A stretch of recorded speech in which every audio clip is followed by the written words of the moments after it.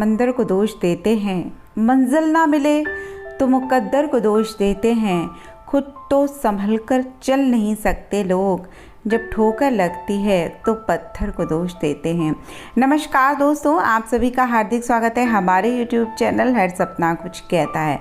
तो दोस्तों आज बात करेंगे कि ज़िंदगी को कैसे जीना चाहिए, या आप कह सकते हैं ज़िंदगी का फ़लसफ़ा कैसा होना चाहिए।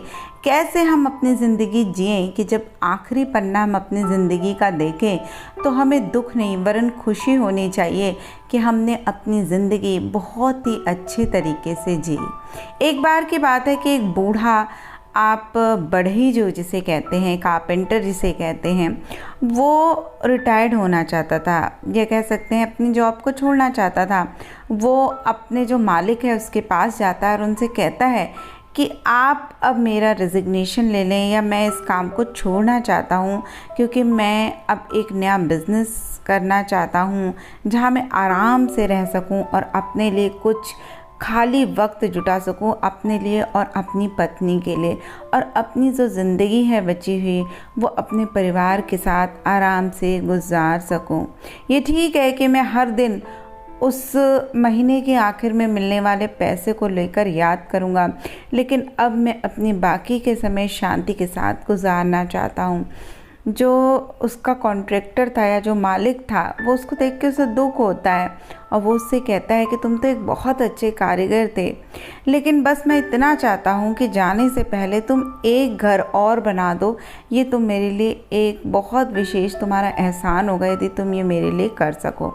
अब जो वो कारपेंटर था, जो बढ़ई था, वो थोड़ा परेशान तो होता है, लेकिन वो उसे मना भी नहीं कर पाता और बेमन से वो उस मकान को बनाने के काम में जुट जाता है।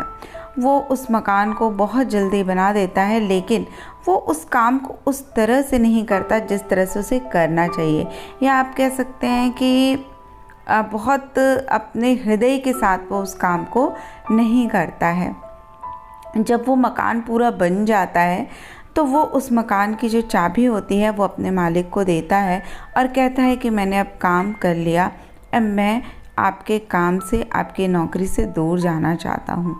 तो जो उसका मालिक रहता है वो आता है और उस घर को देखता है चारों तरफ से, और वो पाता है कि जो घर था वो बहुत ढंग से नहीं बना है, लेकिन वो फिर भी कुछ नहीं कहता।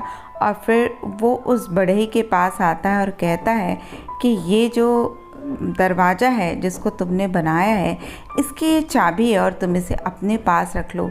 ये एक छोटा सा उपहार है मेरी तरफ से तुम्हारे लिए। अब जब ये बात उस बढ़ई को पता चलती है तो उसकी आंखों में आंसू आ जाते हैं, क्योंकि उसने उस घर को उस तरह से नहीं बनाया था जिस तरह से उसे बनाना चाहिए था। वो शर्म से पानी पानी हो जाता है, क्योंकि उसको ये बात नहीं बताती कि जो ये मकान बना रहा है वो खुद के लिए ही बना रहा है। अगर उसे ये बात पता होती तो वो उसको शायद कुछ अलग ही तरीके से बनाता। देखिए, ये कहानी हमें बताती है कि हम भी अपनी ज़िंदगी ऐसे ही जीते हैं। हर दिन हम काम पे जाते हैं और सोचते हैं ये काम दूसरों का है, दूसरे का काम है, इसलिए हम उसे खुशी मन से नहीं करते, या आप ये कह सकते हैं कि अपनी पूरी लगन से, अपनी शिद्दत के साथ उस काम को नहीं करते हैं। और आपको पता होना चाहिए कि हर दिन जो आप काम करते हैं वही आपके भविष्य को, वही आपके भाग्य को और वही आपके जीवन को बनाता है। और जैसा हम देते हैं इस संसार में वही कभी न कभी किसी न किसी रूप में हमें वापस मिल जाता है। तो जब हम कोई काम बेमन से रोज़ करते हैं तो बहुत सारी ऐसी ही चीज़ें हम अपनी ज़िंदगी में अट्रैक्ट करते हैं, और जब वास्तविकता हमें पता चलती है या वास्तविक रूप में हमें वैसी चीज़ें मिलने लगती तो हम आश्चर्य से भर जाते हैं कि हमने ये काम काश उस वक्त अच्छे ढंग से किया होता तो आज हमारी ज़िंदगी का जो पन्ना है वो कुछ अलग होता। तो कहते हैं ना कि किसी ने कहा है कि ज़िंदगी भी आपके लिए एक कार्य है, इसके हर पन्ने को इतने अच्छे से करिए, इतनी अच्छी तरीके से संवारिए कि जब आप इसको देखें तो आपको शर्मिंदगी ना महसूस हो, वरन आपको खुशी महसूस हो कि आपने इसे बहुत ही खूबसूरत तरीके से बनाया है। तो दोस्तों, आशा करती हूँ ये छोटी सी मार्मिक कहानी आपको पसंद आई होगी और समझ आई होगी। तो ऐसी ही कहानियों के लिए कृपया आप हमारे चैनल को लाइक करें, सब्सक्राइब करें और शेयर करना ना भूलें। तो फिर मिलते हैं, तब तक के लिए नमस्कार।